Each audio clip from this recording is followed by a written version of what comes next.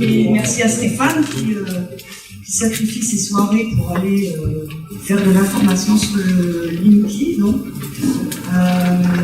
je le laisse se présenter tout seul. Et voilà. Donc, je vous propose, nous allons. Alors, Stéphane se déplace sans me demander le moindre centime. Et à tout le monde, hein, il ne demande jamais d'argent. En tant qu'association, donc, nous avons à payer quand même 100 déplacements. Et ici, nous avons la chance à Anglet d'avoir un contrat avec la ville d'Anglet qui donne à Attaque la gratuité de la salle. Mais ce n'est pas le cas de toutes les villes ni de toutes les associations qui n'ont pas forcément de trésorerie. Donc, si vous êtes d'accord, on va faire passer une petite boîte. Vous mettez une petite pièce de façon à ce que la prochaine association puisse organiser dans sa ville une réunion de ce type-là. Voilà. Eh bien, je pense qu'on va passer une bonne soirée. À tout à l'heure pour les questions. Merci, bonsoir tout le monde. Merci beaucoup aux organisateurs. Donc, je suis Stéphane Lhomme, je suis conseiller municipal à Saint-Macaire, en Gironde, commune qui, semble-t-il, est la première à avoir pris position contre les compteurs communicants. C'est pas une démarche que nous avons voulu initier, c'est tout simplement que nous avons été contactés par GRDF, l'opérateur de distribution de gaz, qui voulait installer les compteurs communicants de gaz dans la commune, hein, parce que comme vous pouvez le voir, vous pouvez voir aussi que vous avez le choix entre le compteur normal et le compteur barré. Donc moi je viens témoigner du pourquoi et du comment on refuse ces compteurs. Évidemment, chacun est libre d'avoir sa propre opinion et de choisir le compteur non barré s'il le veut. En tout cas, ce qui est certain, c'est que vous en voyez 3. Compteurs communicants d'électricité, le fameux Linky, compteurs communicants de gaz, Gaspard, et puis les compteurs d'eau, qui ont pas de nom ou des noms très différents, puisqu'il y a une myriade de sociétés d'eau. Parce qu'effectivement, nous sommes menacés dans ce pays, si on se laisse faire, d'avoir bientôt 3 compteurs communicants par logement. Il y a des endroits où il n'y a pas le gaz, il y a des endroits où il y a 2 compteurs pour l'eau, donc on va dire en moyenne 3 compteurs communicants, plus on va le voir tout un tas d'appareils complémentaires qui font fonctionner ces systèmes. Donc, du fait de notre position dans ma commune où on a donc refusé à GRDF l'autorisation d'installer du matériel, des antennes, des concentrateurs, comme ils disent, qui sont censés capter les informations envoyées par le fameux Gaspard, compteur gaz, qui envoie des informations par ondes radio, ce sont des formes d'ondes électromagnétiques, qui est assez différente de celle du compteur Linky, on verra plus tard, mais en tout cas, on a refusé cette autorisation à GRDF et on a expliqué à nos administrés les raisons évidemment de notre position avec une lettre circonstanciée et qui a été d'ailleurs à laquelle on a ajouté tout un tas de conseils pour réduire notre exposition aux ondes électromagnétiques. C'est une des questions qui est en jeu sur cette affaire de compteurs communicants. Le risque sanitaire, le risque pour notre santé. Je ne t'entends pas très bien. D'accord, je parle plus près du micro. Voilà, donc j'espère que je vais pas recommencer au début, j'espère que vous avez quand même un peu entendu. Et donc il y a de ce risque pour notre santé, mais on va voir qu'il y a aussi beaucoup d'autres problèmes environnementaux pour nos libertés publiques avec ces compteurs. Mais en l'occurrence, on a donc assorti notre lettre aux habitants tout un tas de conseils pour réduire l'exposition aux ondes électromagnétiques. Et cette lettre s'est diffusée assez rapidement par Internet et du coup, comme en plus semble-t-il on était la première commune soit à refuser ces compteurs ou du moins à avoir une démarche d'explication de cette démarche, eh bien on a rapidement reçu énormément de demandes d'informations d'administrés, enfin, ou d'habitants ou d'élus de la France entière. Et comme j'avais suivi le dossier, eh bien voilà, ça fait maintenant plusieurs mois que je suis immergé dans les compteurs matin, midi et soir. Si j'avais su. Voilà. Alors du coup, j'ai fabriqué un petit site internet avec mes modestes moyens. Vous voyez le titre en haut, http, donc refus.linky.gaspard. Il y a aussi les compteurs d'eau, on l'a vu, hein, .free.fr. Voilà, donc, et sur ce site, vous trouverez tout un tas d'informations en particulier, qui expliquent toute la situation, toute cette affaire, et puis qui, si vous décidez éventuellement de ne pas vouloir ces compteurs communicants, ce que je vous conseille, eh bien, qui explique comment on peut refuser les compteurs, soit par décision municipale, donc là évidemment ça règle la question du moins dans un premier temps, soit si la commune ne fait rien, eh bien dans ce cas le refus individuel. Alors je vais tout de suite dire que si éventuellement s'il y a des gens qui partent avant qu'on arrive à ces explications, si le compteur d'électricité en l'occurrence, puisqu'on parle beaucoup du Linky et c'est ce programme qui est en marche actuellement, si le compteur est dans votre logement, il vous suffit de ne pas laisser entrer les gens, les poseurs de compteurs. Vous avez la loi pour vous, même si vous n'êtes que locataire, vous n'avez pas besoin de propriétaire, même si vous n'êtes que locataire, vous avez le droit absolu de refuser l'entrée de votre logement et vous gardez votre compteur actuel. Ils vont vous faire tout un tas de menaces, on va vous couper l'électricité, vous allez avoir des amendes, on va appeler la police, tout ça c'est du bluff. Vous n'avez aucun risque, au moins jusqu'en 2021, à la fin du programme de pause, qui peut-être durera plus longtemps. Et à ce moment-là, peut-être qu'ils essaieront de se retourner vers ceux qui auront refusé, mais plus on sera nombreux, si on est des centaines de milliers, voire des millions, évidemment, si on n'est que quelques centaines, ils nous écrabouilleront, mais si on est très très nombreux à avoir refusé les compteurs, et la moitié des compteurs d'électricité en France sont dans les logements. Ça veut dire que la moitié des habitants ici peuvent échapper au compteur Linky en refusant tout simplement l'entrée. Et les compteurs actuels peuvent durer des décennies encore, hein, même ceux qui ont déjà 20, 25, 30 ans, ils peuvent durer encore 30 ans, tranquillement. Donc voilà, c'est une bonne chose de dite. Donc vous voyez, si vous êtes pas trop loin, que à ce jour, il y a 255 communes en France qui ont pris des délibérations pour s'opposer à l'arrivée des compteurs communicants. Alors évidemment, si on compare à 36 000 communes, on peut dire que c'est dérisoire. En réalité, c'est pas comme ça qu'il faut compter. Enedis, donc ex-ERDF, c'est une filiale de EDF, mais une filiale indépendante. Donc Enedis a commencé à installer les compteurs Linky à peu près 500 communes. On est à 255, 256 d'ailleurs aujourd'hui, communes qui ont pris des délibérations de compte. Donc on voit que le taux de refus est très important. Ça ne veut pas dire que ce sont 255 parmi ces 500, hein. C'est parce que, au contraire, quand les compteurs commencent à être installés dans certaines communes, c'est les communes aux alentours où les gens prennent conscience du risque et se mobilisent, vont voir leurs élus et disent nous il faut qu'on refuse et voilà. Donc, mais en tout cas, le rapport est très important, d'où on verra les pressions importantes opérées par les autorités, les préfets et autres pour essayer d'intimider les élus et de les pousser à retirer leur délibération, ce qui heureusement n'est pas le cas dans la plupart des cas. Alors,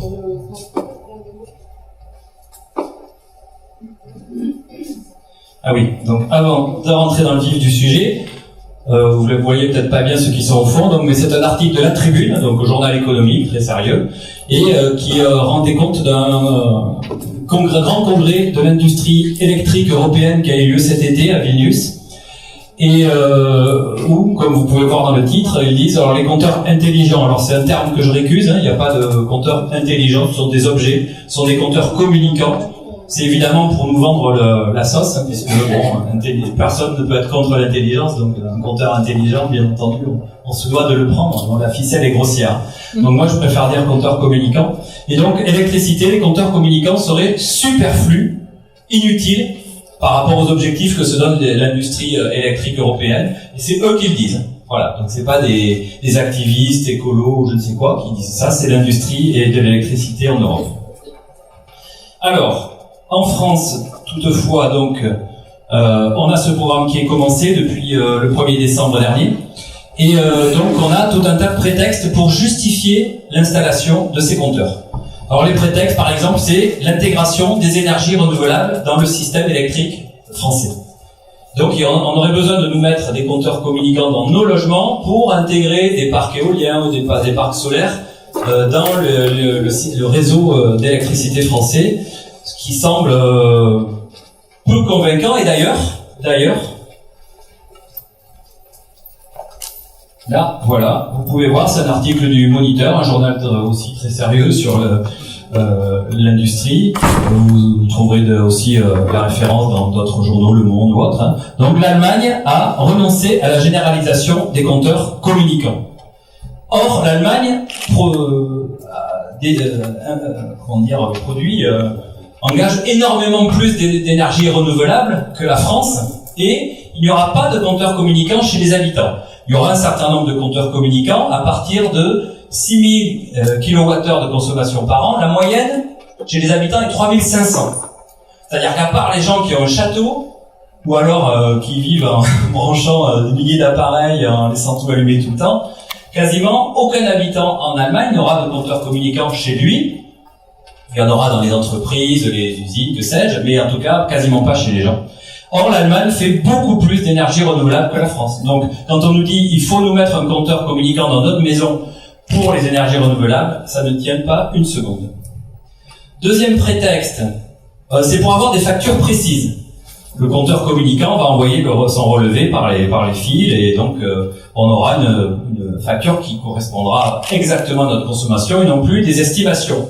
Certes, mais ça fait très longtemps que on peut donner par téléphone ou par internet ce qu'il y a écrit sur notre compteur, de manière à avoir une facture extrêmement précise. Il y a beaucoup parmi vous certainement qui le font déjà. Donc là, c'est à nouveau un argument qui tient pas une seconde. Ça ne justifie absolument pas ce programme de compteur communicant qui, on va le voir, pose de très graves problèmes environnementaux et financiers aussi pour nous, puisque c'est nous qui payons tout. Donc voici un deuxième prétexte. Pas besoin d'être présent pour le relever, on nous dit aussi. Donc depuis des décennies, on a survécu parce que quand même il faut qu'il passe une fois par an pour voir de visu ce qu'il y a sur le compteur, parce que par téléphone on pourrait leur raconter des salades. Et donc il faut qu'ils viennent une fois par an, et donc ils prennent rendez-vous, et donc ils estiment que c'est quelque chose de terrible pour nous et que ça justifie l'installation des compteurs communicants. Donc on a des voisins, des amis, des grands-parents, et puis d'ailleurs il y a beaucoup d'endroits où ils peuvent relever la consommation de l'extérieur. Hein. Je l'ai vu dans ma propre rue il y a quelques jours. Hein. Donc sur la maison des voisins en face, il y a un petit boîtier à l'extérieur de la maison, et la personne de Nedis est arrivée, elle a appuyé un petit appareil dessus pendant une seconde, elle a pris la consommation, elle est partie. Donc il y a, voilà, à nouveau absolument pas besoin de compteur communicant. Donc on voit que là aussi c'est un prétexte, un faux prétexte. Aussi la gestion des pannes d'électricité et des fuites d'eau pour les compteurs communicants d'eau. Alors évidemment, si on est contre les pannes et contre les fuites d'eau, on est pour les compteurs communicants. À nouveau, la ficelle est grossière. Pour les pannes d'électricité, là à nouveau, Enedis se contredit complètement. Ils disent on a besoin des compteurs pour savoir quand il y a une panne, et en même temps ils se plaignent que quand il y a une panne, ils reçoivent plein de coups de fil pour leur dire il y a une panne. Alors ils essaient de faire croire aussi que le compteur communicant va leur donner des informations supplémentaires. Or c'est faux. On s'est renseigné, de leur propre aveu aussi, pas forcément sur les plateaux de télé, mais en off, ils reconnaissent que le compteur communicant donne juste à Enedis l'information que le logement en question n'a plus d'électricité. Comme si on avait téléphoné pour le dire. Mais il n'y a pas d'information sur la nature de la panne ou sur la localisation de la panne. Donc ça n'avance à rien. Donc là, nouveau faux prétexte.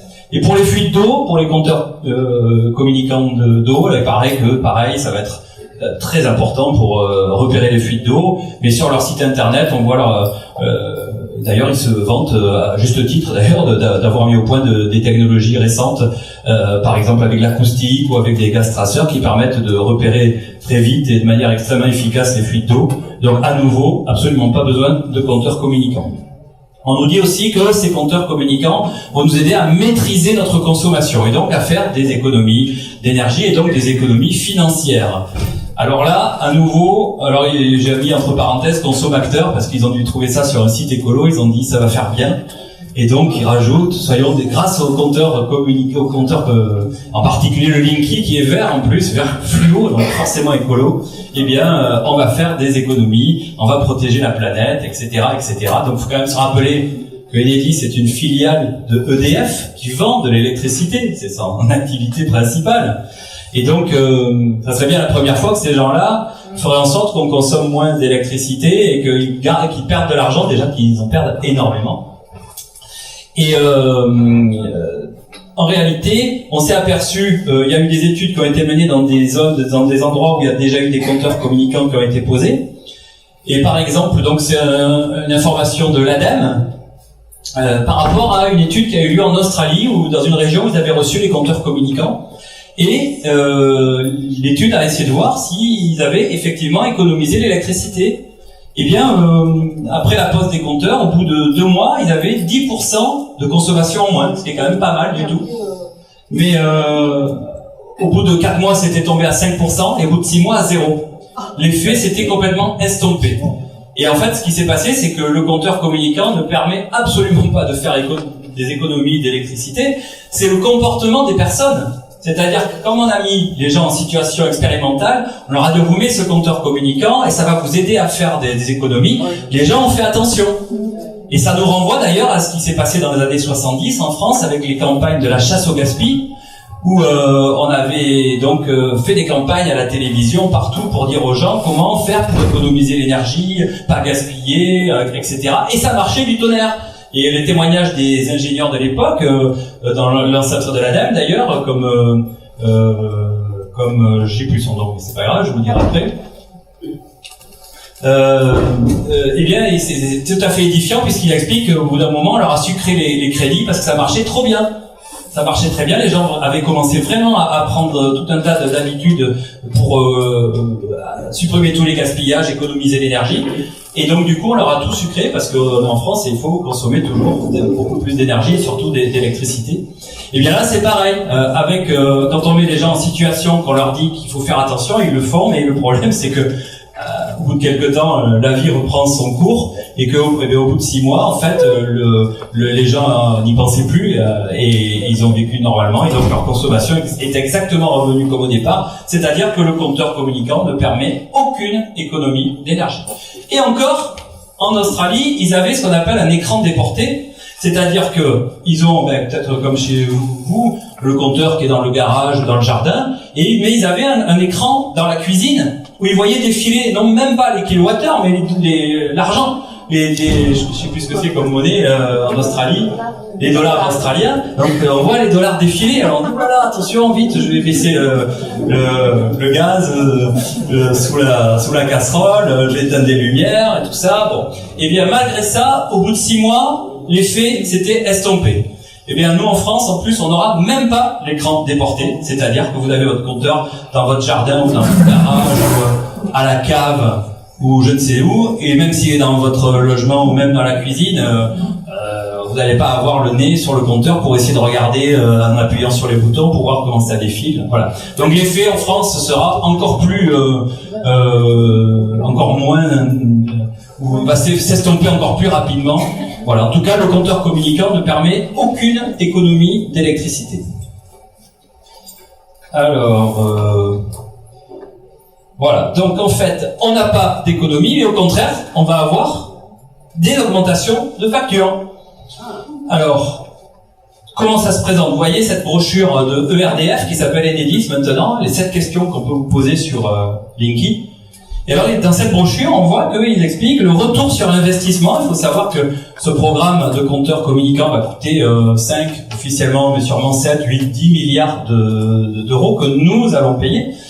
Alors, ils disent qu'ils auront quand même un retour sur investissement et que ça, il va se faire sur la réduction des consommations actuellement non facturées. C'est-à-dire que nous allons payer plus cher. Alors, il y a plusieurs manières.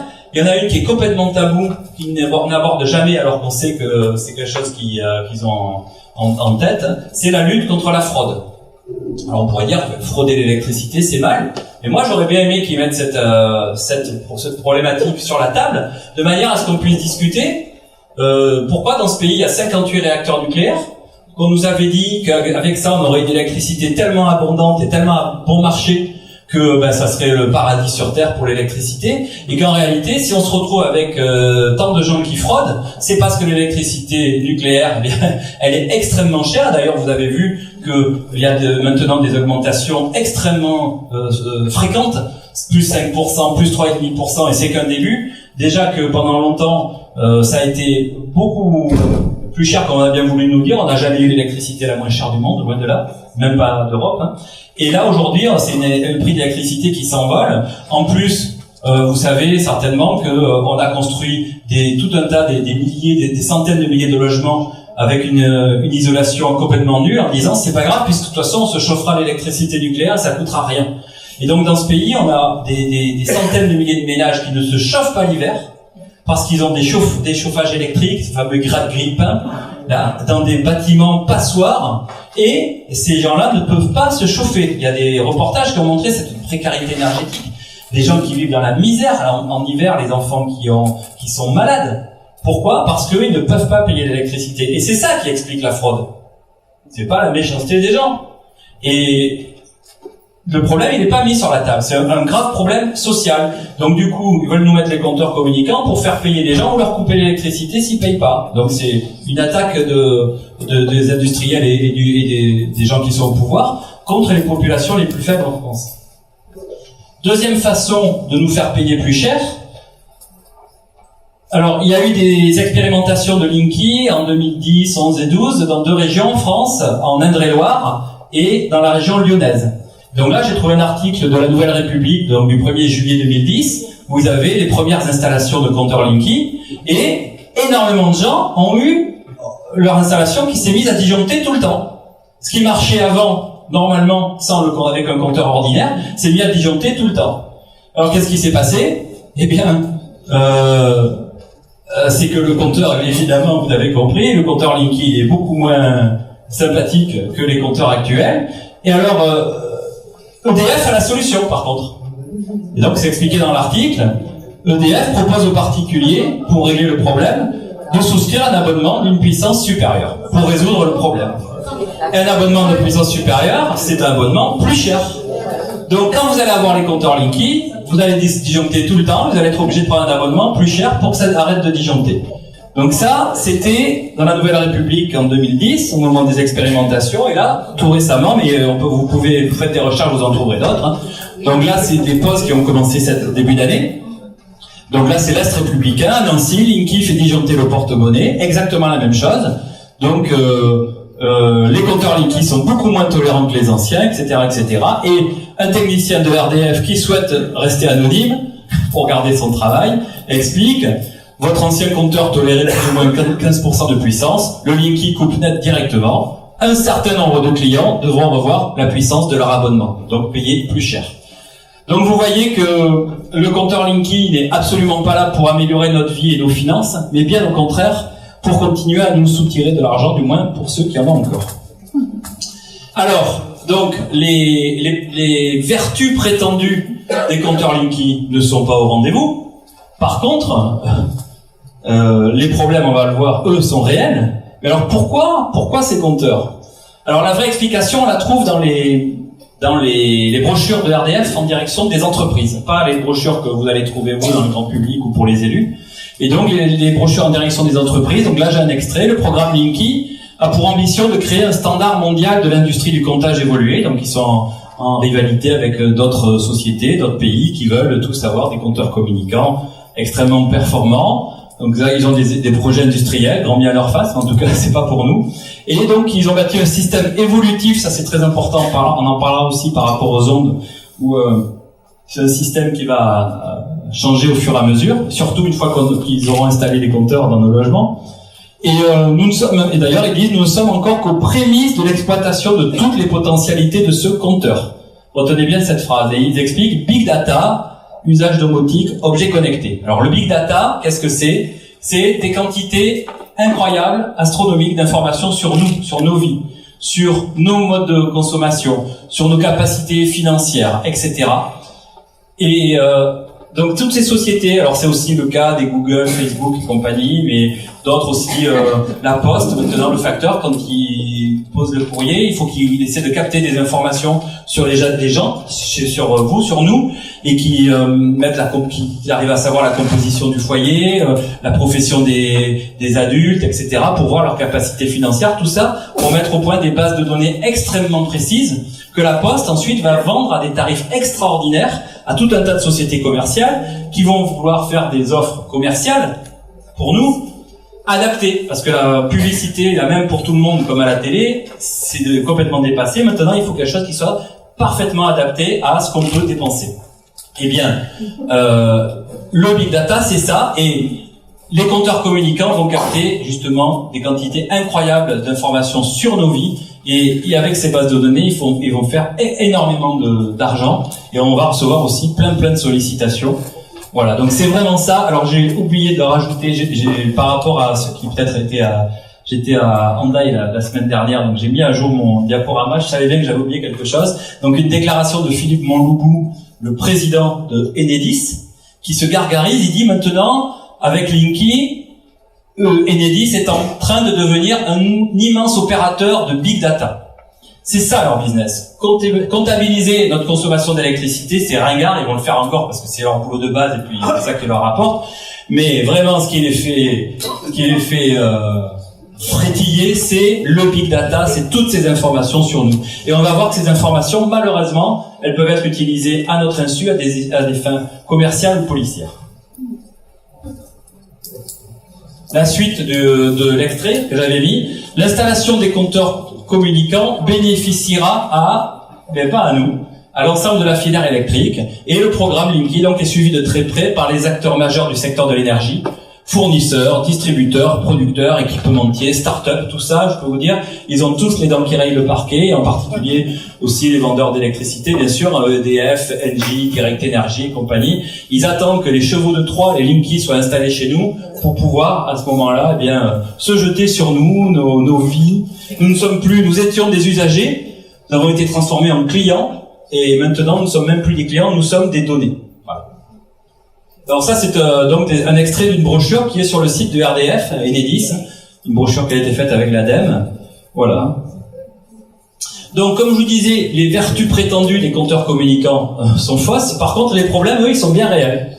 Et ça, c'est le problème. Alors, quels sont ces problèmes? Premièrement, un désastre environnemental. On a 81 millions de compteurs en parfait état de marche, 35 millions d'électricité, 35 millions d'eau et 11 millions de gaz qui fonctionnent actuellement et qui vont être jetés à la poubelle.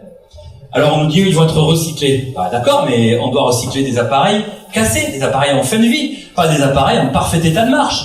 Alors pour l'électricité, il y en a 35 millions en France, on dit oui, mais quand même, on en change 1 million par an. Et 1 million par an, ça veut dire qu'il y a un renouvellement naturel en 35 ans, pas en 4 ans. Donc on va se débarrasser de ces compteurs dont certains peuvent durer jusqu'à 60-70 ans, ils tournent comme des métronomes, voilà, par exemple. J'ai du mal ce soir à trouver mes mots. Donc ils fonctionnent parfaitement bien, et on va s'en débarrasser, ce qui est à la fois un scandale environnemental, mais aussi on va les remplacer par d'autres, évidemment. D'autres pour lesquels il va falloir de la matière première et de l'énergie pour les fabriquer. Et puis d'autres qui vont avoir une durée de vie beaucoup plus courte. Alors ça, je l'ai mis aujourd'hui. Ah, mais il est là, le monsieur. Voilà. Donc vous pouvez voir, c'est probablement un des derniers noirs américains qui n'a pas des balles dans son corps. Alors, donc c'est le représentant d'une société qui s'appelle First Energy Service Company, donc qui a témoigné devant le Congrès des USA. Donc c'est une grosse société aux États-Unis, hein. Et il témoigne devant le Congrès. Vous savez qu'aux États-Unis, devant le Congrès, vous n'avez pas intérêt à mentir. C'est pas du tout un opposant au compteur, puisque, en particulier dans le début de son intervention, il nie le fait qu'il puisse y avoir des problèmes de cyberpiratage, hein, avec les compteurs communicants. Vous voyez, il défend le morceau. Mais par contre, il reconnaît, on le voit en bas, il dit que la durée de vie des compteurs communicants serait plutôt entre 5 et 7 ans maximum. Officiellement, on nous dit 15 ans, hein, et on voit que ça serait 5 et 7 ans. Ça veut dire quoi? Ça veut dire que les compteurs Linky, par exemple, à peine ils seront installés, qu'il faudra déjà les changer.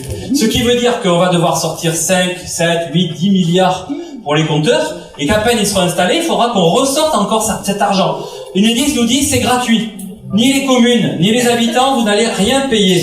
C'est eux qui payent tout. Mais qui paye Enedis? C'est nous. C'est un pourcentage de nos factures d'électricité. Vous avez une partie qui va vers le fournisseur d'électricité, vers EDF, Engie, Enercop, que sais-je, et une part qui va automatiquement chez Enedis. Donc Enedis, c'est nous qui les faisons exister avec nos factures. Donc nous allons tout payer. Et donc une fois qu'on aura mis ces 5, 7, 8, 10 milliards, à peine ils seront installés, qu'il faudra les changer. Alors ils diront pas, oh on s'excuse, vraiment, ça a duré beaucoup moins de temps que ce qu'on vous avait dit. Non, ils diront, vous avez de la chance, vous allez avoir le nouveau Linky, meilleur que le précédent, Linky 2, Linky Plus, et tout, on des noms. Hein. Voilà, pour magnifier ce changement. En attendant, on paiera encore des tas de milliards. Et il faut savoir que cet argent, C'est l'argent aussi, c'est d'Enedis qui doit servir pour renforcer les réseaux, pour enterrer les lignes. On est très en retard en France par rapport à d'autres pays d'Europe de l'Ouest sur l'enterrement des lignes pour être beaucoup moins vulnérable par rapport aux tempêtes. Beaucoup de coupures d'électricité dès qu'il y a du vent.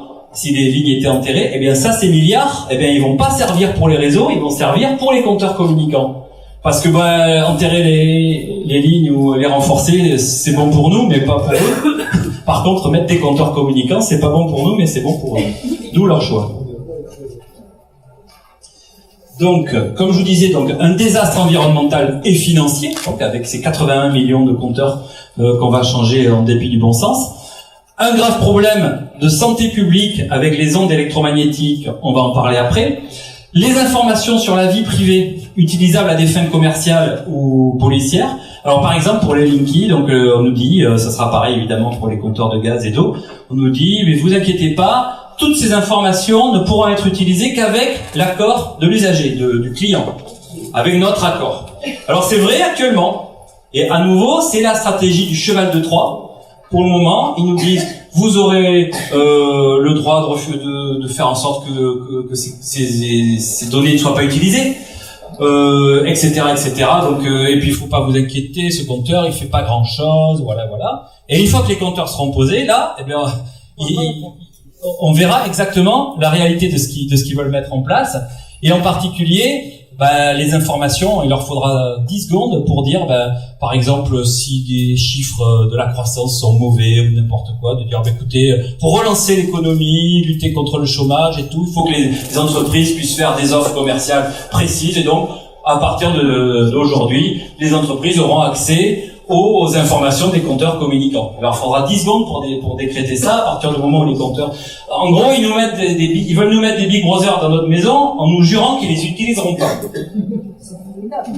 Et puis ça peut être utilisé à des fins policières aussi, il suffit d'user de l'actualité, du terrorisme et autres pour dire, pour chasser les terroristes, toute la police aura accès directement aux informations des compteurs communicants.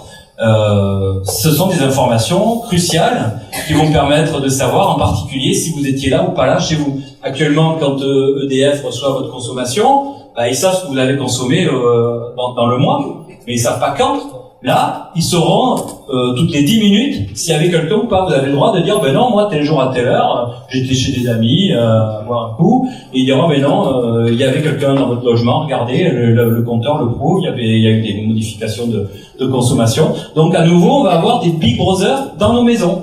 Alors on connaît la réplique, mais ceux qui n'ont rien à se reprocher n'ont rien à craindre.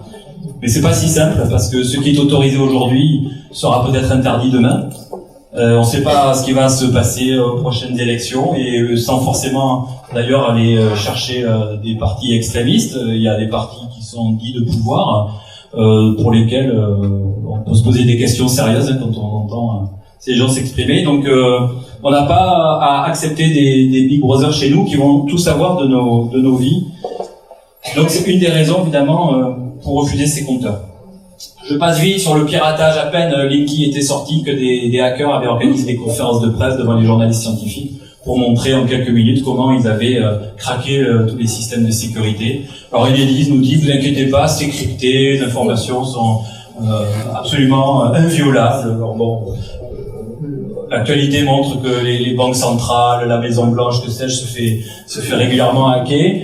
On a tout un tas de fuites d'informations sur les choses les plus sensibles, mais alors Linky, inviolable. Alors là, faut être tranquille.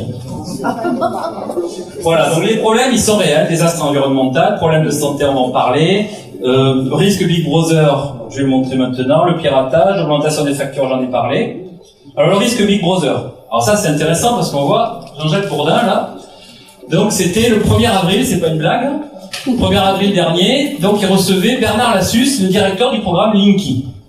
Et donc, le directeur du programme, Linky, disait, mais alors vraiment, je comprends pas pourquoi il y a ces oppositions, compteur Linky. Linky est alors je cite, Linky est un compteur qui mesure des courants électriques et qui ne sait pas reconnaître l'électron qui vient de la machine à laver, de la télévision, de votre fer à repasser. Vraiment, c'est un compteur qui fait rien, quoi. On va se demander pourquoi il faut l'installer. Donc ça, c'était le 1er avril.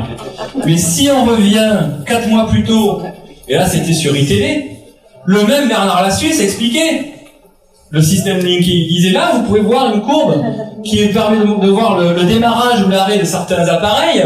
Par exemple, on a un lave-vaisselle qui fonctionne, puis un four qui fonctionne aussi. On voit que le micro-ondes est arrêté, la plaque d'induction aussi. Donc là, le Linky savait tout voir. Parce qu'il croyait qu'on allait dire, mais c'est formidable, vous nous faites rentrer dans un monde merveilleux dans lequel on va être heureux et super connecté de la tête aux pieds.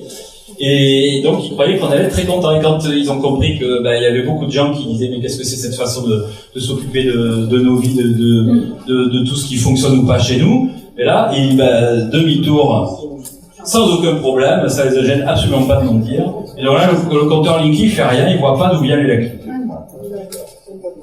Ça s'appelle mentir. Ah oui, alors ça me permet d'évoquer à ce moment-là, on a demandé d'en parler, c'est vrai, j'avais oublié dernièrement, c'est ce qu'on appelle l'effacement diffus. Qu'est-ce que c'est?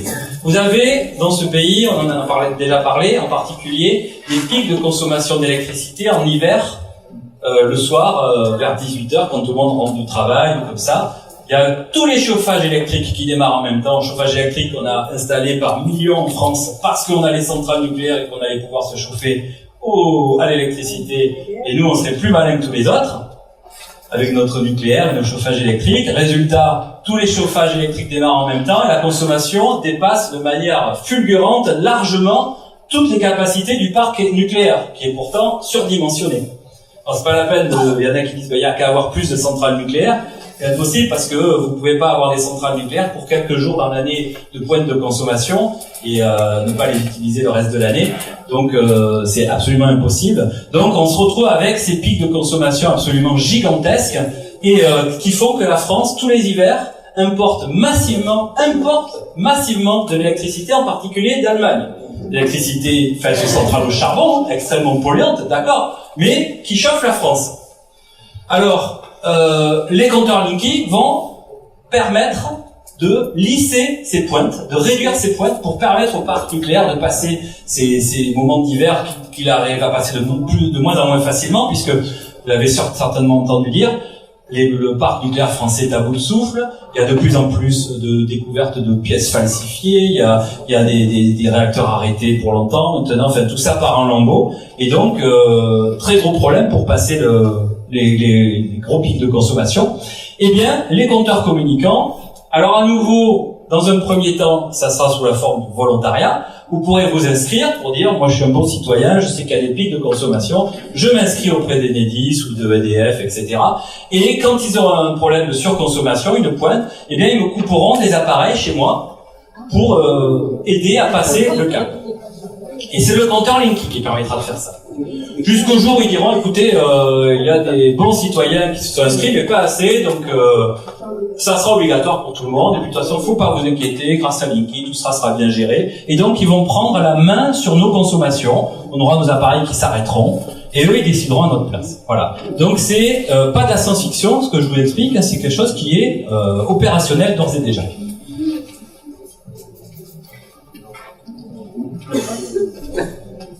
Tant et si bien avec le risque Big Brother que la Ligue des droits de l'homme a demandé un moratoire sur l'installation des compteurs communicants. Voilà, donc c'est un article d'Europe 1 là qu'on voit, et puis voici le communiqué de la Ligue des droits de l'homme, un compteur communicant qui en dit beaucoup sur notre vie privée. Voilà. Alors maintenant, la question la question du risque sanitaire, du danger causé par les ondes électromagnétiques. Alors, ce qu'il faut bien savoir, c'est que les compteurs communicants posent un problème de santé publique au niveau des ondes qui sont émises, mais évidemment, il n'y a pas que ces ondes-là. On nous dit, vous savez, il y a le Wi-Fi, les téléphones mobiles, tout ça, donc après tout, pourquoi s'inquiéter de ces compteurs? Et c'est vrai qu'on a un vrai problème d'exposition aux ondes électromagnétiques. Alors, l'Organisation mondiale de la santé, c'est sur son site internet, vraiment, vous pourrez le trouver sans aucun problème, se pose des questions importantes. Il y a une vraie incertitude sur la prétendue innocuité des ondes, et en particulier, l'OMS se demande si une exposition faible mais prolongée est susceptible de susciter des réponses biologiques, c'est-à-dire de nous faire avoir des maladies, cancer, leucémie et compagnie. Alors, une exposition faible mais prolongée. Faible, on nous dit, les compteurs, vous savez, ça va être très faible, les émissions d'ondes électromagnétiques, faut pas vous inquiéter. Par contre, ça sera prolongé puisque ça sera permanent. Et en particulier, quand on va se retrouver avec 3 compteurs par logement, des différentes ondes, de différentes formes qui sont émises, on verra tout à l'heure. Et puis aussi, quand on a des voisins, puis aussi quand on est dans un immeuble, par exemple, vous imaginez une entrée d'immeuble avec 15 appartements, mais dans le local technique, en bas, vous pouvez avoir 45 compteurs communicants. 15 d'électricité, 15 de gaz, 15 d'eau. Alors ceux qui sont au 7e étage, peut-être que pour eux ça va aller, mais celui qui habite à côté du local technique ou qui a la chambre des enfants juste au-dessus, avec 45 compteurs communicants en dessous, je suis pas sûr que ça soit des expositions faibles. En tout cas, elles seront prolongées puisqu'elles seront permanentes. Et donc l'OMS dit notre connaissance des effets biologiques de ces champs faibles mais prolongés comporte des lacunes et la recherche doit se poursuivre. Pour moi, en tant qu'élu, c'est suffisant. On nous dit, vous êtes contre les compteurs communicants, prouvez que c'est dangereux. Ben non. Nous, on a des compteurs actuels qui fonctionnent parfaitement bien, qui ne posent pas ce genre de problème. Vous voulez nous mettre des compteurs communicants, prouvez que ce n'est pas dangereux. Mais on ne peut pas le prouver, puisqu'on est en controverse scientifique. On a de fortes raisons de penser qu'il y a un vrai problème, puisque c'est un petit peu ce qui s'est déjà passé pour l'amiante, pour la radioactivité, pour les pesticides. Ils ont plein d'études qui prouvent qu'il y avait... Pendant des décennies, ils ont produit plein d'études prouvant qu'il n'y avait aucun risque, on l'a bien vu pour l'amiante, les pesticides, etc. Donc là, pareil, ils nous assurent qu'il n'y a aucun risque, mais on est au moins en incertitude. Et l'OMS le reconnaît. Donc nous, on n'a pas à servir de cobaye, ni nos administrés, ni nous-mêmes, ni nos enfants, pour voir dans 5, 8, 10, 15 ans si on a plein de cancers ou pas. On n'est pas des cobayes. Donc là, il suffit de se baser sur ce que reconnaît l'Organisation mondiale de la santé. Voilà. Alors, là, il faut différencier les types de fonctionnement pour les compteurs. Le compteur d'électricité, le fameux Linky, il va envoyer ces informations dans les fils électriques de votre logement. C'est ce qu'on appelle le CPL, courant porteur en ligne. Donc, dans vos fils électriques de votre logement, alors vous voyez, par exemple, dans cette pièce, il y a une prise en bas, là, et puis vous avez donc des fils électriques dans les murs, et ça, chez vous, c'est pareil. Et donc, dans ces fils va circuler, évidemment, de l'électricité, ordinaire, comme celle qu'on a actuellement, plus ces informations. Et c'est ça qui crée un rayonnement, le CPL. Alors, qui peut être éventuellement faible, mais on tombe sur la question des émissions faibles mais prolongées. Faible d'abord, on verra, parce que on a vu tout à l'heure que c'est un système évolutif, que le CPL utilisé, il y a plusieurs générations, comme pour la téléphonie mobile. On est en CPL 1 et 3 actuellement. CPLG1, CPLG3, il y aura forcément 4, 5, 8, que sais-je. Quelle va être la puissance? Et d'ailleurs, il le disait, rappelez-vous, nous ne sommes qu'aux prémices de l'utilisation de ce compteur, de toutes les possibilités de ce compteur. Donc on ne sait pas si on va être soumis à un rayonnement aussi faible que ça, en tout cas, il sera prolongé. Et donc, en particulier, par exemple, vous avez, la plupart des gens ont leur lit contre un mur dans la maison. Et donc, il est très probable que des millions de gens ont leur lit contre un mur dans lequel passe un fil, pour lequel il y aura ce CPL qui va passer, et donc il y aura ce rayonnement qui est peut-être faible, mais en tout cas, on va dormir juste à côté, et donc on va être soumis à ce rayonnement, peut-être faible, peut-être pas si faible que ça, de manière perpétuelle toutes les nuits. Voilà, donc on va être confronté à ça. Les compteurs de gaz et d'eau ne fonctionnent pas de la même manière. Ils n'envoient pas leurs informations dans les fils. Ce sont des informations qui partent par ondes radio. Donc c'est une autre forme d'onde électromagnétique. Et donc du coup, on va avoir la multiple peine. Donc on va avoir ce CPL qui va passer dans nos fils, et puis les compteurs de gaz et d'eau qui envoient leurs ondes électromagnétiques qui vont traverser notre logement. Alors oui, je précise, le fameux CPL, donc ces informations dans les fils de notre maison. Enedis nous dit, ça circule entre le transformateur de quartier, ces petites bicoques où il y a marqué EDF, qui sont dans nos rues, pas loin de chez nous. Donc entre le transformateur de quartier et votre compteur, et donc ça ne rentre pas dans le logement. Alors déjà, comme je disais, la moitié des compteurs en France sont dans le logement. Je vois pas comment le CPL rentrerait pas dans le logement alors qu'il va jusqu'au compteur qui est dans le logement. Et deuxièmement, de toute façon, j'ai assisté au pseudo-débat de Sud-Ouest, ils appellent ça un débat, mais les intervenants étaient tous pour le compteur Linky. Le 2 mars 2016 à la Cité Mondiale de Bordeaux, Et la question a été posée, alors parmi les différents intervenants de Tous Pour, il y avait le constructeur du Linky, de la société Itron, le directeur pour l'Europe de la société Itron, Monsieur Ozono. La question lui a été posée, et il a reconnu, il a dit non, le CPL ne s'arrête pas au compteur, il passe le compteur et il va dans le logement. Voilà. Alors ça, c'est pas facile à voir, là c'est en petit, mais c'est un article du Monde qui date de juillet, donc c'est tout récent. Donc alerte sur les dangers des radiofréquences pour les enfants. Comme par hasard, on est en train de s'apercevoir que, alors que depuis qu'il y a toutes ces technologies qui sont mises en place, téléphonie mobile et tout ça, donc il n'y a aucun risque et tout, et bien que finalement c'est beaucoup plus embêtant qu'on a bien voulu nous le dire. Donc c'est le Monde qui nous dit, le Monde Santé à nouveau, hein. Donc un rapport d'expertise sur l'exposition aux radiofréquences et la santé des enfants, voilà, qui pointe en particulier les effets possibles sur les fonctions cognitives, etc. Donc on voit bien que les ondes électromagnétiques posent un véritable problème. Alors à nouveau on nous dit mais il y a le Wi-Fi, le téléphone mobile, alors vous savez, au point où on en est, on n'a qu'à rajouter 3 compteurs communicants par logement, etc., etc. À nouveau, nous, dans notre commune, on a écrit aux gens pour leur expliquer notre position et pour leur montrer comment réduire notre exposition aux ondes électromagnétiques. Et donc, il s'agit certainement pas de rajouter tout un tas de compteurs communicants et d'appareils, parce que il n'y a pas que les compteurs, hein. Pour récupérer les informations, il va y avoir tout un tas d'appareils qui vont être installés dans les rues de la commune, etc. Et tout ça est émetteur d'ondes. Et donc, il faut réduire notre exposition, certainement pas en rajouter. Alors, réduire comment? Ben, moi, pour le Wi-Fi, moi j'ai un câble Ethernet de 25 mètres qui part de ma box, qui est à l'étage, ce que j'ai installé soigneusement. Au début, traverser en diagonale le salon, je me suis fait tirer l'oreille par ma compagne. Et donc j'en ai pris un de plus long, qui est installé très bien le long des murs, qui passe derrière l'armoire, le canapé, et qui va jusqu'à la télévision. Et bien, comme ça, il n'y a pas de Wi-Fi, il n'y a pas de CPL. Hein, vous n'avez pas besoin de ces boîtiers CPL que vous pouvez avoir auprès des opérateurs, Orange, Free, etc. Et qui va effectivement faire passer le signal de votre box à votre télé, mais par le fameux CPL dont on parle.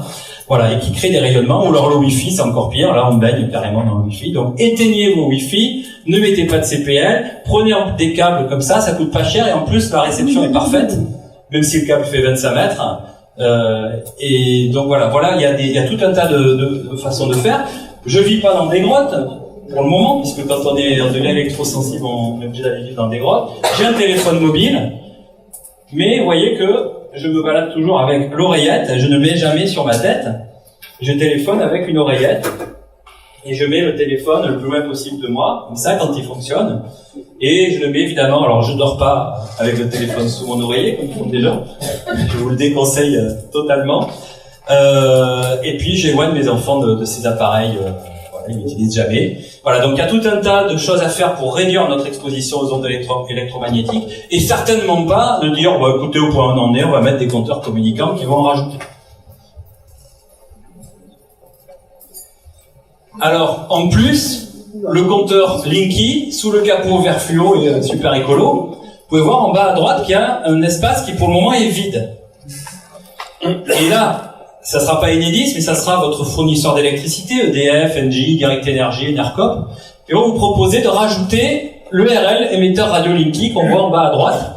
Et lui, ça va faire fonctionner le compteur Linky comme le compteur de gaz et d'eau. C'est-à-dire que ça va envoyer des informations par onde radio. Et donc, avec le compteur Linky, c'est la double peine. Vous avez à la fois les informations qui passent dans les fils, le CPL qui va rayonner, et en plus, les émissions par onde radio, qui viendront s'ajouter à celle du compteur de gaz et du compteur d'eau. Alors, c'est intéressant d'aller voir ce que font les sociétés d'eau, parce qu'elles ont fait moins de bruit que Linky, Enedis et compagnie. Et en fait, on s'est aperçu que dans pas mal d'endroits, elles avaient déjà installé des dizaines de milliers de compteurs communicants. Donc, par exemple, toute l'agglomération bordelaise est équipée en compteurs communicants pour la télé-relève. Et voilà, on ne savait pas, il avait fait très discrètement en présentant ça comme un changement de compteur ordinaire. Et alors on voit d'ailleurs que sur leur brochure qu'on trouve sur leur site internet, on voit ce bonhomme là qui installe, très gentil, là, qui installe un appareil sur un poteau dans la rue. Ce sont ces appareils qui vont être en contact avec les compteurs communicants qui vont envoyer leurs informations, qui vont être qui vont permettre donc avec des ondes électromagnétiques de diffuser les informations. Donc on voit comment ça fonctionne. Là, vous voyez en haut le compteur ordinaire avec le module communicant noir au-dessus, et puis tout un tas d'antennes. On voit à nouveau le gars qui installe, là, on va voir ça dans toutes nos rues. Alors faut multiplier ça par 3, hein, puisque il va y avoir dans les rues du matériel pour les compteurs communicants d'eau, pour le gaz et pour l'électricité, parce qu'on n'imagine pas une commune qui dise on refuse le compteur communicant de gaz, mettons, parce que c'est dangereux ou parce que on veut protéger notre vie publique, mais on va quand même prendre celui d'électricité, celui d'eau, ou l'inverse. Enfin, c'est absurde. Donc si vous avez une commune, une municipalité qui accepte un compteur communicant, ça veut dire qu'ils prendront les 3. Donc vous aurez 3 compteurs communicants par logement, et puis 3 fois, à multiplier par 3, tous les appareils dans la rue, les répéteurs, répartiteurs, concentrateurs, etc. Et une fois que toutes les informations qui viennent des maisons sont concentrées sur un endroit, par exemple, dans les transformateurs de quartier pour l'électricité, ou sur des antennes, des concentrateurs comme ils appellent pour les compteurs de gaz et d'eau, par exemple sur un bâtiment élevé, devant l'église en général. Une fois que toutes ces informations sont concentrées, elles repartent par téléphonie mobile. Donc vous pouvez avoir quelqu'un qui habite juste à côté ou qui a l'antenne au-dessus de sa maison. Donc on voit que c'est un système global qui va démultiplier les ondes électromagnétiques de différentes formes, hein, qu'elles soient par CPL, par ondes radio, par renvoi des informations par téléphonie mobile. Donc vous voyez alors ce que je vous disais, ils installent des antennes donc pour récupérer les informations et les faire repartir par téléphonie mobile. Vous voyez aussi une photo d'une brochette de compteurs, là il y en a 5 ou 6, et comme je vous disais, vous pouvez en avoir beaucoup plus, en particulier dans des entrées d'immeubles. Et donc ça veut dire que les gens qui habitent juste à côté, eux, ils vont être soumis à des émissions tout à fait dramatiques. Autre information à savoir, les sociétés, alors c'est les sociétés d'eau pour le moment qui, comme je vous disais, elles ont pris de l'avance, mais GRDF pour les compteurs Gaspard et Enedis pour les compteurs Linky vont faire la même chose, vont commencer à faire la même chose, à passer des accords avec des sociétés qui s'occupent des objets connectés. Vous voyez cette société qui s'appelle Sigfox. Alors Sogedo, c'est une société d'eau, c'est d'ailleurs celle qu'on a chez moi à Saint-Macaire en Gironde. Donc une société qui a des compteurs d'eau qui relèvent notre consommation d'eau. Eh bien, eux, ils veulent mettre en place les compteurs communicants et ils passent des accords avec des sociétés qui s'occupent des objets connectés. Qu'est-ce que c'est les objets connectés? C'est n'importe quel objet auquel vous tenez ou pas d'ailleurs. Votre brosse à dents, vos lunettes, vos chaussures, n'importe quoi. Vous avez des objets. Il y en a c'est pas de la science-fiction, il y en a des milliards qui existent déjà. Des objets dans lesquels il y a une petite puce infime, qu'on appelle une puce RFID, qui va permettre de connecter tous les objets, n'importe lesquels, à Internet. Comme ça, si vous perdez vos lunettes, on va toujours nous présenter ça sous un aspect positif. D'exemple favorable, vous perdez vos lunettes, vous allez sur Internet, et vous allez clignoter, vous allez dire, ah ben voilà, vous les avez oubliés. Et donc on est déjà dans le monde merveilleux des objets connectés. On avait vécu sans ça, on était vraiment des pauvres gens, mais là ça va être merveilleux. Mais comment votre objet connecté, votre paire de chaussures ou votre brosse à dents, comment elle va être en lien avec Internet? Comment la petite puce qui a été mise dans cet objet va être en contact? Qui fait le lien? Le compteur communicant. Le compteur communicant, il va plus simplement servir à voir notre consommation d'électricité, de gaz ou d'eau. Il va avoir plein d'autres activités. Même prendre notre consommation, ça va devenir une activité subalterne presque. Ce qui les fait frémir à nouveau, c'est tous ces nouveaux programmes qui vont être payants, bien entendu. Donc on va s'abonner, si vous trouvez ça merveilleux, si vous avez envie d'avoir des objets connectés, vous allez vous abonner. Et vous pourrez connecter tous vos objets. Et qui va faire le lien? Le compteur communicant envoie ses ondes électromagnétiques vers votre logement. Donc il est en contact avec vos objets et il envoie les informations vers les appareils, les fameux appareils qui sont dans les rues, qui sont installés là, voilà, hein, qui vont leur permettre d'être connectés. Alors, vous voyez, Sigfox, c'est une des principales sociétés d'objets connectés. Et alors, qui est présidente du conseil d'administration de Sigfox? C'est Anne Lauvergeon.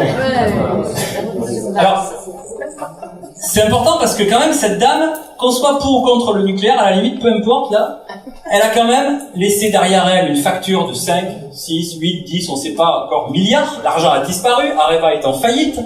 Elle a acheté des mines d'uranium avec la fameuse société Uramine, dans lesquelles il n'y a pas d'uranium, à des tarifs astronomiques avec notre argent.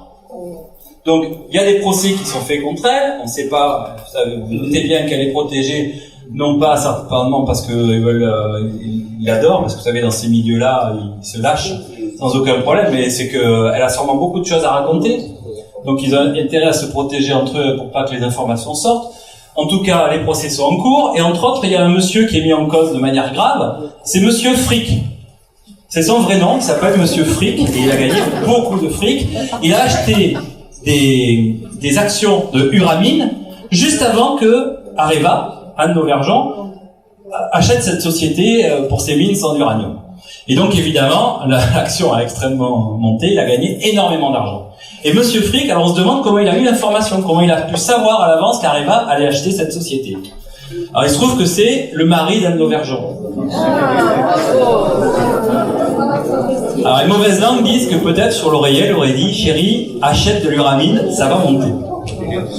Enfin en tout cas, c'est des gens aussi honnêtes que ça, qui nous laissent des factures gigantesques de l'argent qui a disparu, des milliards, peut-être des dizaines de milliards, une fois qu'on saura à l'arrivée.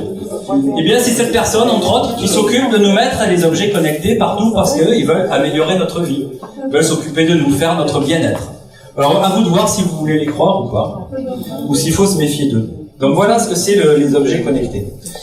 Récemment, l'agence nationale des fréquences, un organisme d'État, a fait une étude pour prouver que vraiment il n'y avait aucun problème avec les compteurs communicants, les émissions d'ondes sont absolument anodines, à tel point que le CRIREM, donc Centre de recherche et d'information indépendant sur les rayonnements électromagnétiques, qui est une association extrêmement prudente, mais vraiment très prudente, je vous assure, et qui n'hésite pas d'ailleurs à essayer de faire passer des gens comme moi pour des fous furieux, activistes ou je ne sais quoi, à tel point que des fois on se demande de quel camp ils sont.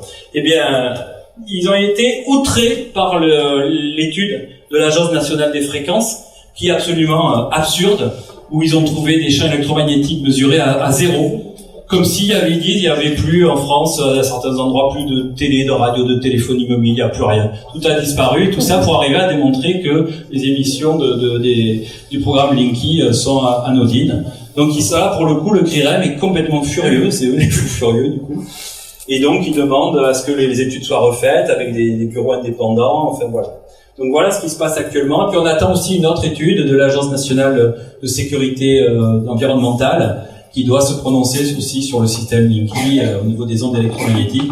Et il faut vraiment pas se faire d'illusions. Ils publieront qu'il n'y a strictement aucun risque, hein, comme d'ailleurs on nous l'avait tellement bien dit pour l'amiante, la radioactivité, les pesticides. Voilà, le CRIREM a fait même 2 communiqués là, pour protester. Voilà, donc on a vu tous ces problèmes. Il y en aura d'autres dans les communes. Lorsque les poseurs de Linky arrivent, c'est la zizanie dans les communes. Les poseurs, alors c'est pas directement Enedis qui pose les compteurs, ils mandatent des sociétés de sous-traitants. Ouais, je crois qu'il y a des gens de Biarritz ici, vous avez vu comment ça se passe.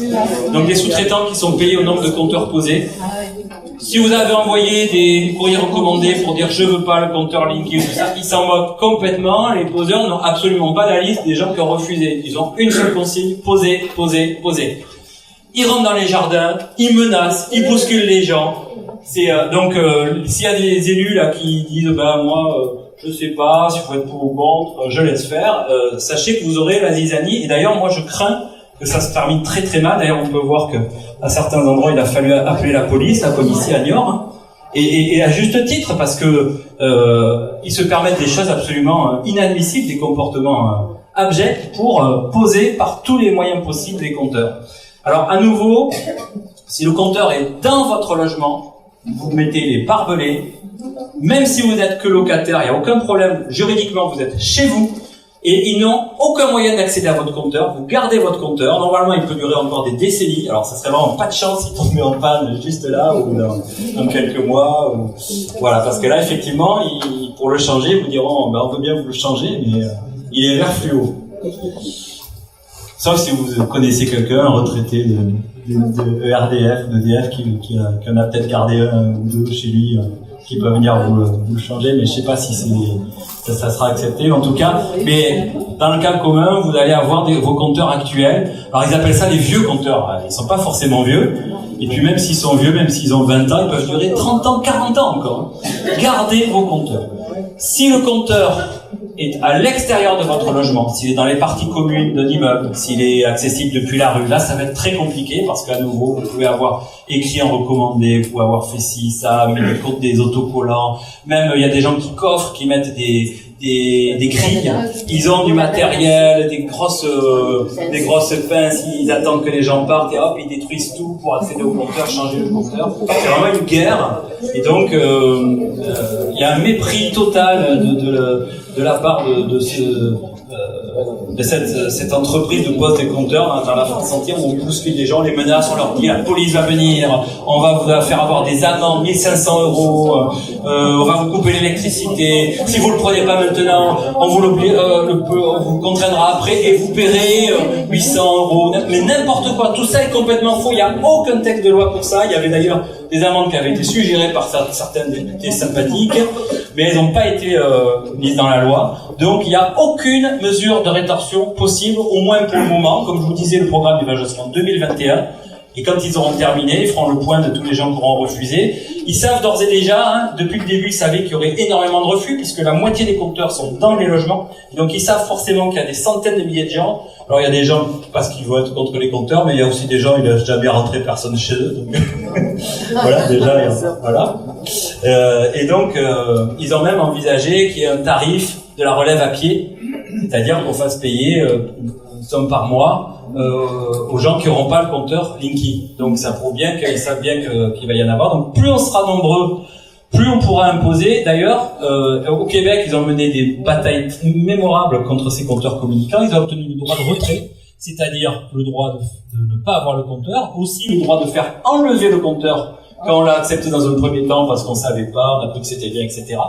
Et ils ont obtenu que le prix de la relève à pied soit abaissé. Il était extrêmement élevé pour les punir, évidemment, pour dissuader. C'est ça, on nous menace aussi de devoir payer 19 €, 25, je sais pas, 50 € par mois. Tout ça, c'est du bluff. Et au Québec, ils ont obtenu à ce que ce tarif soit de 5 $ canadiens, c'est-à-dire 3 € par mois.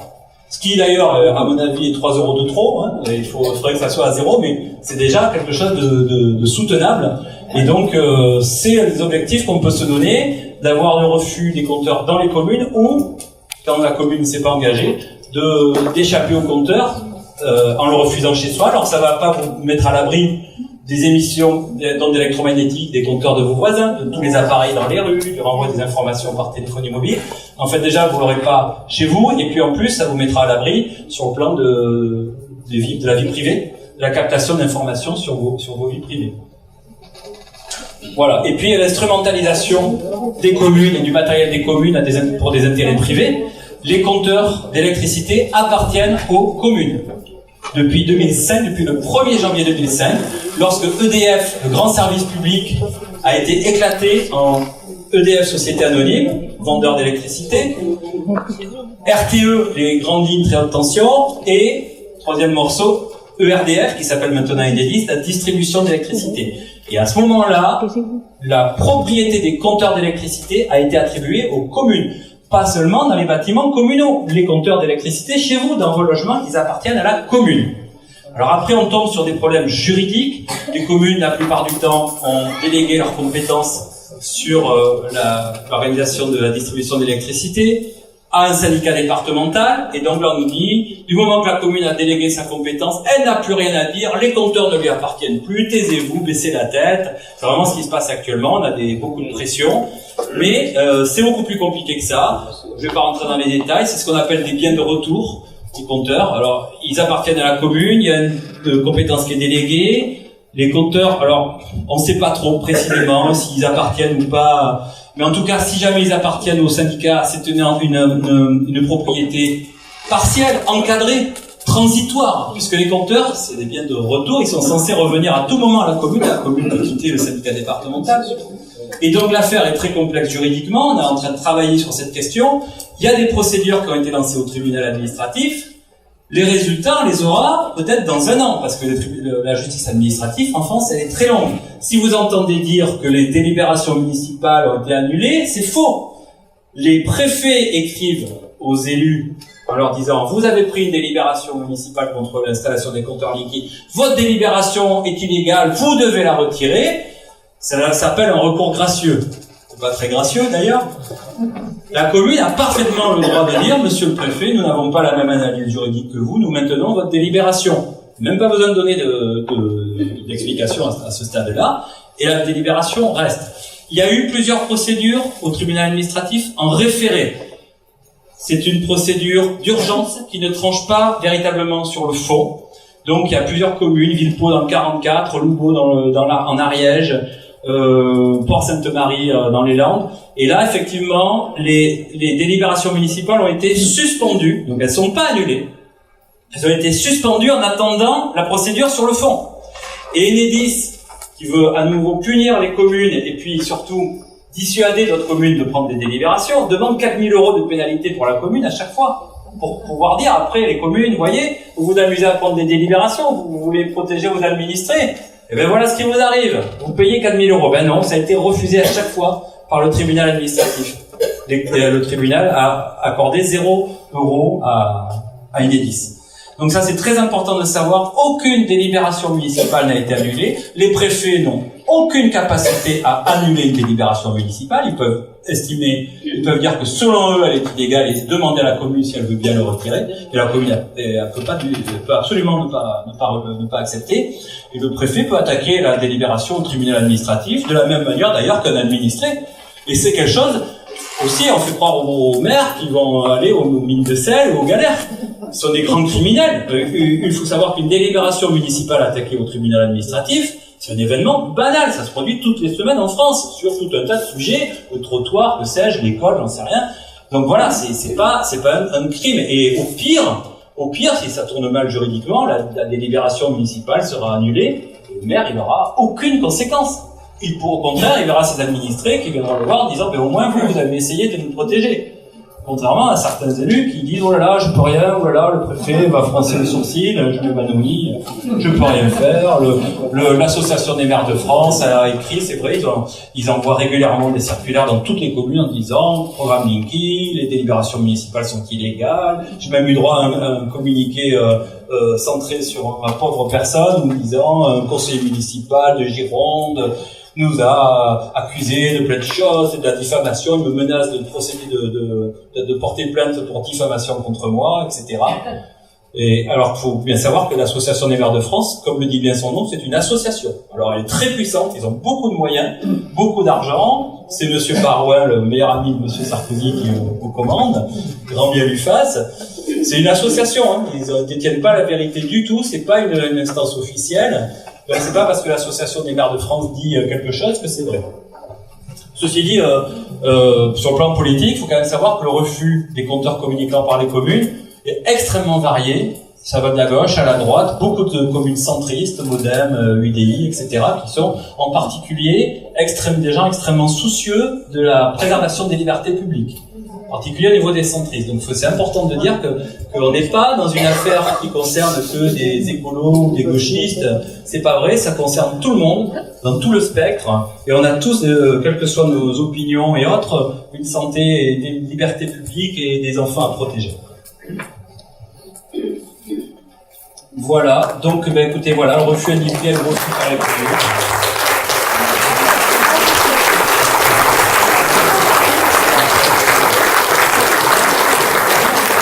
Voilà, donc je préconise évidemment le refus par la commune, absolument, et seulement si la commune ne peut rien faire, à ce moment-là, il reste au refus individuel, mais ça, vous aurez le temps au moment où, quand les poseurs de Linky arriveront. Ce qui est important, c'est de faire en sorte que les élus ne se laissent pas impressionner par toutes ces pressions, par les préfets, l'association des maires de France, etc., et qu'ils prennent les mesures pour au moins essayer de protéger leurs administrés. Alors après, s'ils sont pour, qu'ils ont qu'à l'assumer. Ça c'est une position moi que je respecte.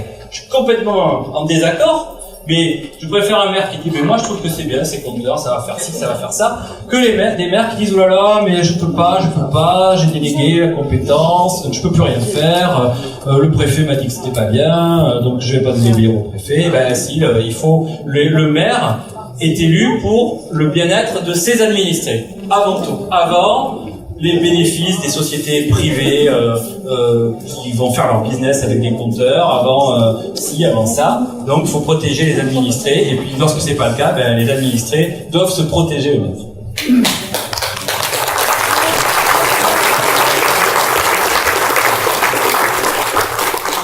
Merci Stéphane.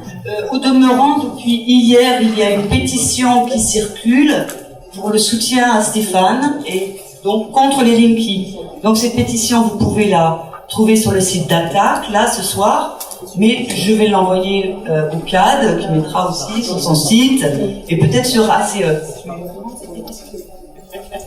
Oui, tout à fait. Donc, je suis pas derrière. Hein. C'est des gens qui ont trouvé quand même scandaleux que l'Association des maires de France se focalise sur moi et pour essayer de m'intimider, parce qu'effectivement, probablement parce que je fais pas mal de conférences de ce genre, et donc bon, je pense qu'il en faut un peu plus pour m'intimider quand même. Mais c'est une pétition qui parle aussi de toutes les pressions qu'il y a sur les habitants, sur la façon dont on veut les obliger, les intimider. Voilà.